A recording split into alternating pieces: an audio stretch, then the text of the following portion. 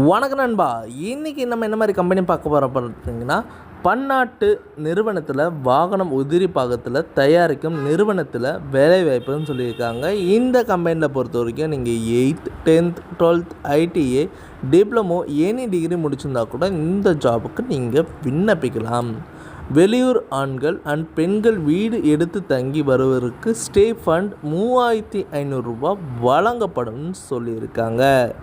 இந்த கம்பெனியில் salary, ESI, PF, food and bonus, ட்ராவல்ஸும் உங்களுக்கு அரேஞ்சும் பண்ணி தராங்க.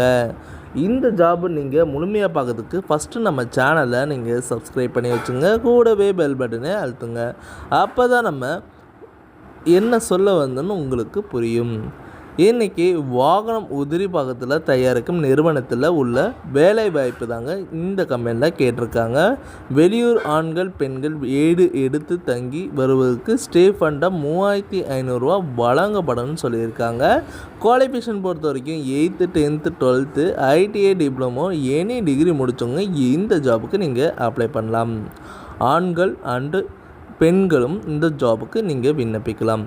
ஃப்ரெஷர் ஆர் எக்ஸ்பீரியன்ஸ் இந்த கேட்டகரி பொறுத்த வரைக்கும் நீங்கள் அப்ளை பண்ணலாம். மேல் ஃபார் ரொட்டேஷன் ஷிஃப்ட்டுங்க, ஃபீமேல் 2 ஷிஃப்டாக ஒன்லி சொல்லியிருக்காங்க. மேல் ஏஜ் பார்த்திங்கன்னா 18லேருந்து 24, பெண்களுக்கு பார்த்திங்கன்னா 18லேருந்து 32க்குள்ளே கேட்டிருக்காங்க. உங்களுக்காண்டி சேல்ரி அப் டு 17,000 இருக்குன்னு சொல்லியிருக்காங்க. அதர் பெனிஃபிட்ஸ் இந்த கம்பெனியில் ESI, PF, food, bonus, cab ஃபெசிலிட்டியும் பண்ணித்தராங்க.